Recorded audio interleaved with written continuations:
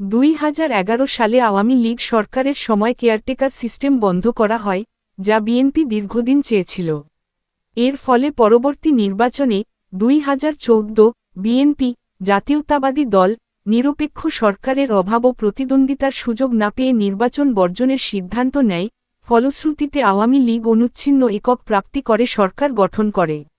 2011 এর পর থেকে বিএনপি কঠিন প্রতিকূল অবস্থার মুখোমুখি হয়। রাজনৈতিক নেতাদের বিরুদ্ধে মামলা, গ্রেফতার, বিক্ষোভ দমনে পুলিশি হস্তক্ষেপ। এছাড়া জনগণের মধ্যে তরুণ ও নারী অংশগ্রহণ বাড়ানোর জন্য ডেমোক্রেসি ইন্টারন্যাশনাল সহ আন্তর্জাতিক সংস্থা রাজনৈতিক দলের ক্ষমতা শক্তি বৃদ্ধিতে কাজ করে, যদিও বিশেষভাবে বিএনপি এর গুরুতর শক্তি ফিরিয়ে আনতে ব্যর্থ হয়। 2. এই সময়ে বিএনপি নেতৃত্বে মির্জা ফখরুল ইসলাম আলমগীর এর দায়িত্ব বেড়ে যায়, যিনি 2016 থেকে সাধারণ সম্পাদকের দায়িত্ব পালন করছেন, 2011 থেকেই অ্যাক্টিং জেনারেল সেক্রেটারি। তিনি বহু ব্যর্থ প্রচেষ্টার মধ্যেও দলকে পরিচালনা করেন এবং বিভিন্ন আন্দোলনের মাধ্যমে ঘোরতর অবস্থানের নির্দেশনা দেন। 2018 সালে জাতীয় ঐক্য প্রক্রিয়া, ন্যাশনাল ইউনিটি প্রসেস তে বিএনপি যোগ দেয়, যা একটি নিরপেক্ষ সরকারের অধীনে নির্বাচন চান এবং ভোট কমিশনে সংস্কার চান। 3. 2018 সালের 30 ডিসেম্বরের সাধারণ নির্বাচনে বিএনপি ও অন্যান্য প্রধান বিরোধী দল অংশগ্রহণ না করায় তা ব্যাপক অভিযোগ ও সহিংসতায় দুষ্টু নির্বাচনে পরিণত হয়। বিএনপি দাবি করে প্রচার ও প্রার্থীকে লক্ষ্য করে 152 প্রার্থী আক্রান্ত হয়েছিল, শত শত নেতাকর্মী গ্রেফতার হয়, জনসমাবেশ বাধা দেওয়া হয় এবং গণআন্দোলন নির্মমভাবে দমন করা হয়।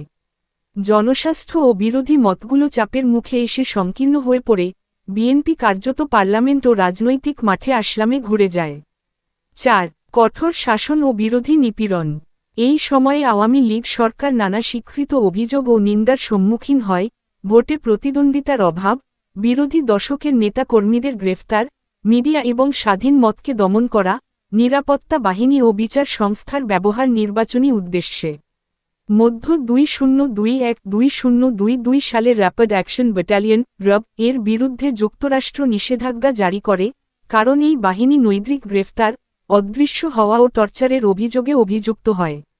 বাংলাদেশের নাগরিক স্বাধীনতা আন্তর্জাতিক জরিপে ক্লোজড স্তরে নেমে যায়। সার্বিকভাবে বিএনপি রাজনৈতিকভাবে প্রায় অক্ষম হয়ে পড়ে, নেতারা কারাগারে, প্রার্থী না থাকায় জনসম্পৃক্ততা সংকুচিত। 5. 2024 ছাত্রতলার আন্দোলন ও বিপ্লবের সূচনা। 2024 সালের জুন-জুলাই মাসে ছাত্রদের নেতৃত্বে বামনীত কোটা সংস্কার আন্দোলন তুঙ্গ পায় এবং জুলাই বিপ্লব বা কোটা প্রোটেস্টস এর সময় নিরাপত্তা বাহিনী গুলিতে